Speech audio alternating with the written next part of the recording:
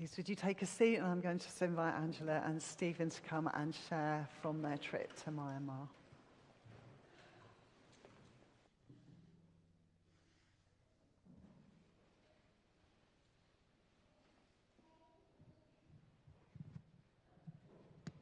Could we have these lights off, please?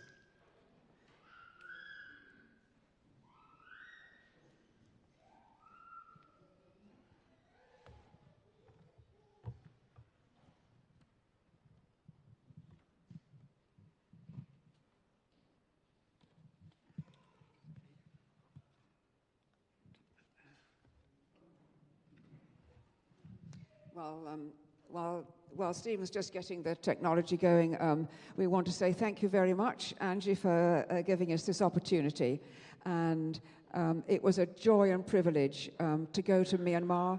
This time, just to Yangon. It wasn't safe to go anywhere else. And thank you all very much indeed for your prayers, which God answered over and above all we could ask or think. It was a joy and a privilege. It really, really was. Winchester Diocese has been linked with Burma, Myanmar since about the 1860s, and this church since 2004. And the original banner is on the wall there, and the certificates which show our long-standing link, which continues. So, thank you. Bishop James, who stayed with Angie and Vince last time they were over here, is Bishop of Sittwe. Oops.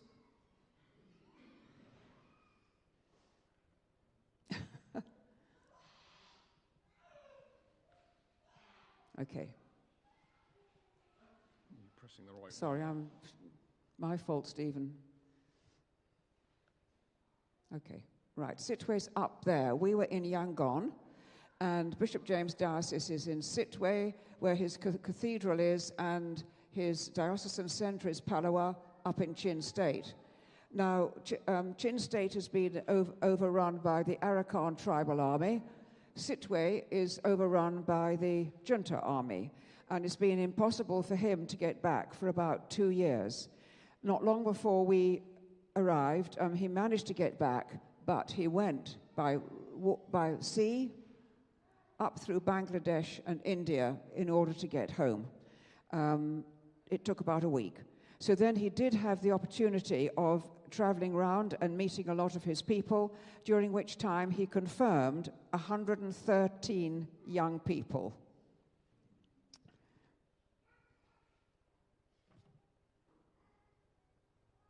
So this is Jimmy, who comes from a house church in Kent, and he came with us, which was wonderful. And this was the overwhelming welcome that we had at Yangon Airport. Laldi, I'm sorry, can we have these lights off?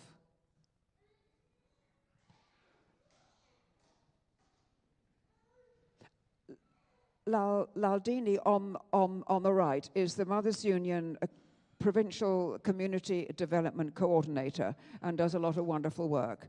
And she was our guide, our translator, our general factotum, our money changer, and her husband Michael drove for us. Absolutely wonderful. And we were greeted by these beautiful ladies in their full chin dress. It was overwhelming and unexpected. Our first engagement was the graduation ceremony for the Holy Cross Theological College, which took place in Holy Trinity Cathedral.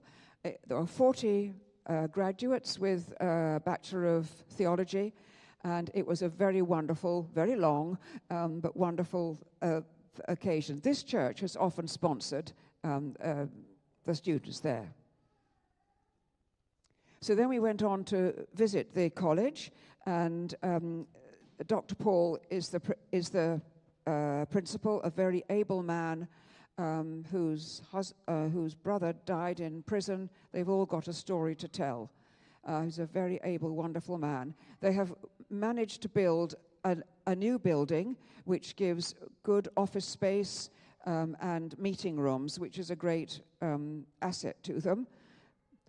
And on the top floor is this beautiful space for the students to relax. It's a very small campus, and there's not much space for anything, so that's a great asset. On the ground floor, they have let it out to a Christian primary school, training godly leaders for today and tomorrow, and very Asian, very disciplined, very quiet, very just focused. And the children learn up to 35 Bible verses a year. So this is a typical male student room for 2 men in the original 1934 buildings. Not quite what our own students would expect. And that's the bathroom. The blue tubs contain cold water, and there'll be a plastic bucket for them to wash themselves over with. But they're always superbly turned out, spotless. The library is very well stocked with a lot of English books, very good English Christian books. And it's important for them to keep the temperature at an even temperature so that in the heat and humidity, the books don't deteriorate. That's expensive, especially after, the rise in electricity prices. So they have a project to put solar panels on the library roof. Very sensible. So early one Sunday morning, Bishop James and Ruth took Jimmy and me to this internally displaced persons church about half an hour outside Yangon. And again, we were greeted by these beautiful Chin ladies, wonderful singing, and we had a long and wonderful service. Bishop James blessed every child individually. There was no rush. It all went on for 2 or 3 hours before they went out to Sunday school. When they came back, they sang to us.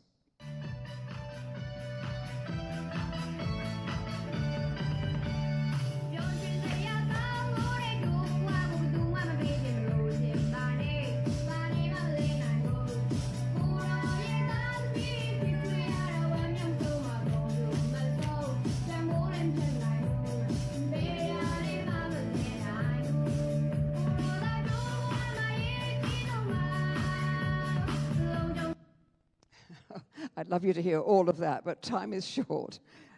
It was wonderful.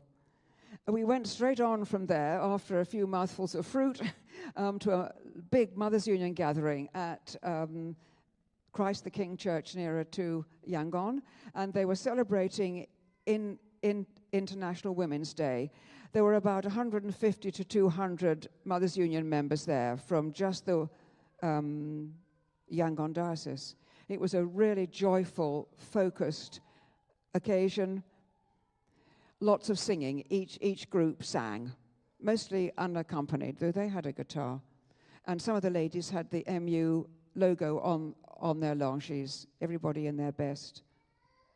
I had the privilege of taking a personal letter from our worldwide president, Kathleen Snow, and it was a joy to be able to share that with them so that they still feel part of the worldwide Mothers Union family. Joy Hilagyo, who was translating for me, is the Mothers Union trustee for the whole of Southeast Asia.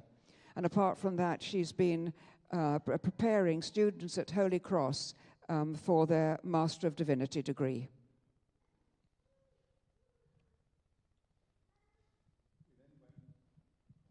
We then went to the Mary Chapman School for the Deaf, which is a Christian-founded school founded in 1924 and is the only deaf school in Myanmar whose graduates are good enough to be able to do sign language for the UN. So it's a real achievement. And one of their big focuses is not just on the education with such a difficult learning difference, it's also to help them find work. So on the campus, they have a beauty salon, which before the coup was really busy because they had lots of customers from the diplomatic region, because that's all the area, because that's where the school is located. But nonetheless, it's good income for the school and it's fantastic employment for the student, and they can work there or in other salons. We then went to the displaced people's village in Tai Ki, which is about an hour and a half north of Yangon. And you're quite aware as you're making the journey just to what extent the military sort of control the country. At points it felt that for mile after mile you just saw, brick walls or barbed wire fences with different defence departments and so on, and the odd checkpoint and what have you. So the folk here have come from Sittwe, which is about 800 miles away. They had to leave at almost no minute's notice because the fighting encroached on their home village. And most of them live in huts which are like this. I'm an architect builder, so with that hat on, this is about the average size of an average living room for us. Most of which is a bedroom inside and a little bit of communal space, no toilet. They've just got little, huts with a china thing and then a hole in the ground, and one of those serves about 20 or 30 people, and the same for running water. If they're lucky, they might have a chicken or a goat that lives under the hut. And this is some of the community. They love a group photo. So this was their church, which they built, and I want you to look very carefully at the man on the left with the glasses and the grey shirt. He's one of ours. We paid for his training at Holy Cross many years ago, and Stephen and I, Tony and I, had the privilege of attending his graduation in 2010, and he was given the award for the most outstanding student. So he is now a canon, and he's the vicar of St. John's Palawa. But since that's overrun by the Arakan army, I don't know how he's getting on up there, especially as so many of the people have fled either to Yangon or into the jungle. And then we had a lovely service there, and as is traditional, visitors are seated at the front and they face the congregation. I'm going to explain a little bit about what happened, but while I'm doing that, you can think about, is there a demographic that is conspicuously absent from the photo? The gentleman sat there as part of at the end of the service, we had a period of words of encouragement and sharing and so on, and he said that for them as a community, they felt a bit like the Jews in the Old Testament who were suddenly made nomads at no minute's notice, and they had to find somewhere else to live and start over again, which was very moving and very powerful, especially because we're living in the New Testament times, and God, as far as I know, isn't punishing people for their sin. That's what Jesus came for. And yet they were taking comfort from that. I have to say, if I was in his shoes, I would be saying to God, why us? What have we done? Why aren't you answering our prayers? But the purity of their faith was quite extraordinary. And when we left, I in particular just felt purified by having been in their presence. And it's difficult to convey how special and how clean, in a way, their faith is. So the demographic that's missing, young men. No, I think of the 40 or 50 people that we saw there, I think there were two folk who are aged 18 to 45, because either they've been forced into conscription, which is sometimes at gunpoint, or if they've avoided that, particularly if you're internally displaced, then the safest thing to do if you're of that age is to leave the country. And not just for your own safety, but also so you can find work, to then send money back so your family can survive, because unemployment is a real issue anyway, but particularly if you're internally displaced. And the kids are just like any kids, they love looking at a phone, even if it's an old one. And here are some of the pro-democracy fighters. And here is the Parliament. it's a faux democracy. You know, there's no other way of putting it. And we found that even in the relative perceived safety of a Western hotel, in a big open lobby with nobody else around, you're all having discussion with someone, a contact that you've met and you may have met before, there are certain subjects or words you need to be fairly careful about, not necessarily for our sake, but for theirs. So there are words that you just never hear and you cannot say, like democracy or Aung San Suu Kyi, or even harmonica, the lady. And I had a meeting once on a sofa, no one else around, and they whispered, National Unity Government. And I know it sounds weird, but everything is monitored. All cell phone traffic, all internet, and that was part of the deal the government had with the internet providers, is that you can have this business as long as we have instant access to all your servers at any time for any reason. So there's no checks and balances.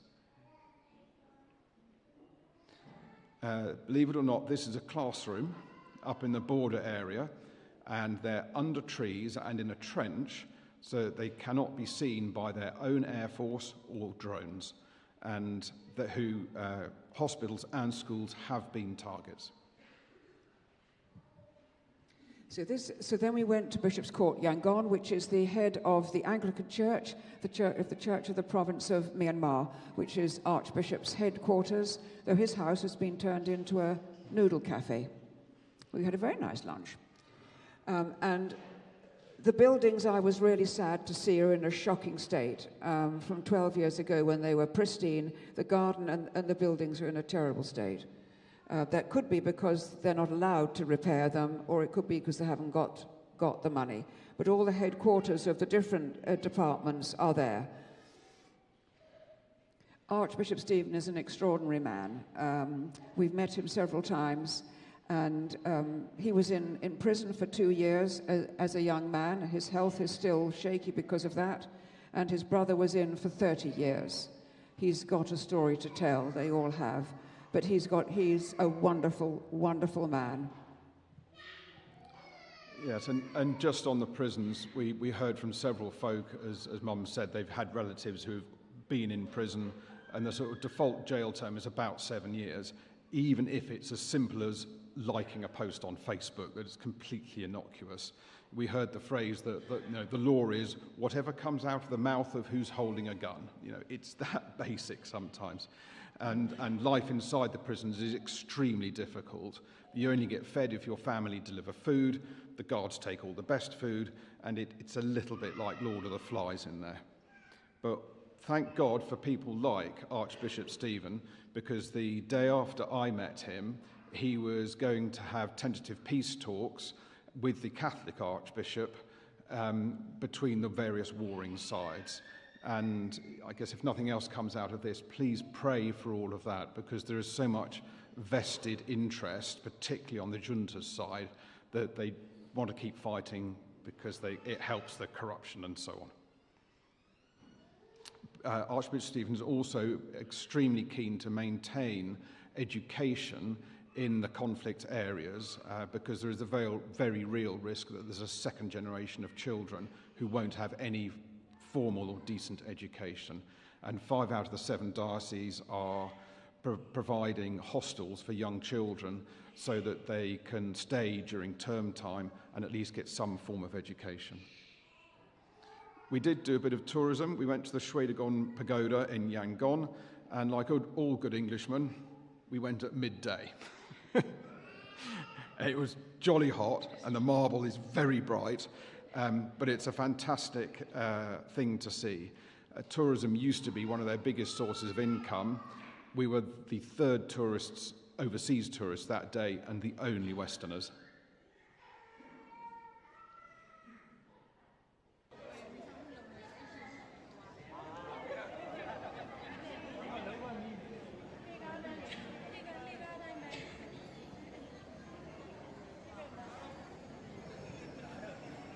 So these ladies are heading off to their month's retreat, and all children or teenagers at some point will have a month's retreat if they're from a Buddhist family.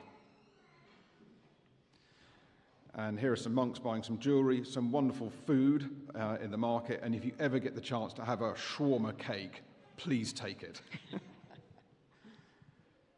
So we'd like to leave you with some prayer requests, continuing grace for every day, to bring the menfolk home and reunite the families, peace in the country, peace between ethnic groups, because there's a lot of inter-ethnic warfare, practical help to continue with projects.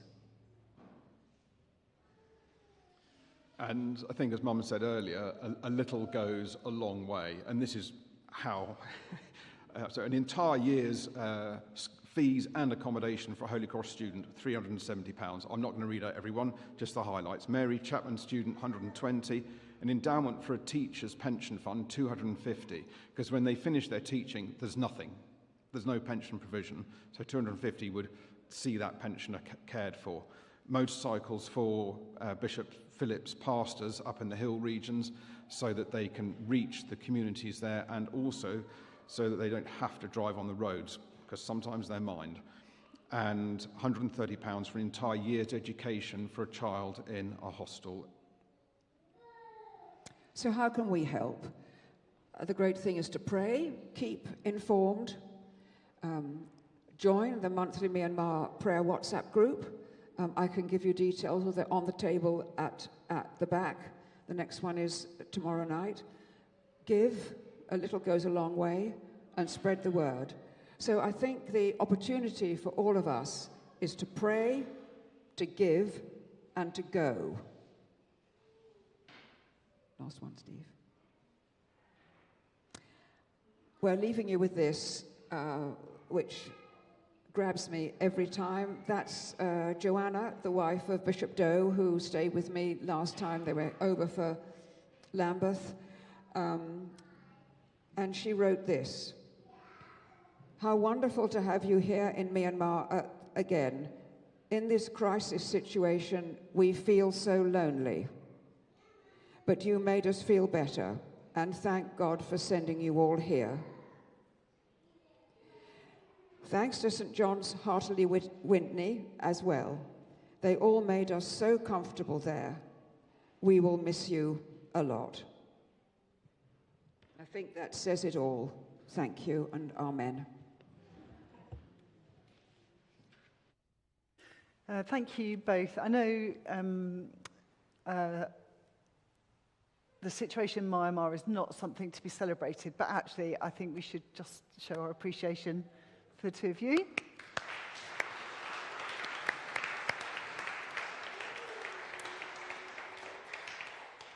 Thank you for being brave enough to go and for bringing those stories back to us.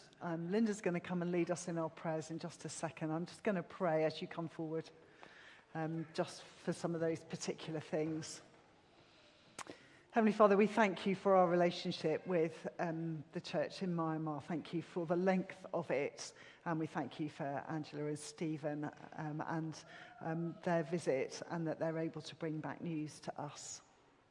And so we just pray, maybe there's something in particular that has struck you from that presentation that you just want to offer before the Lord now. And I ask the Lord Jesus to come into that situation.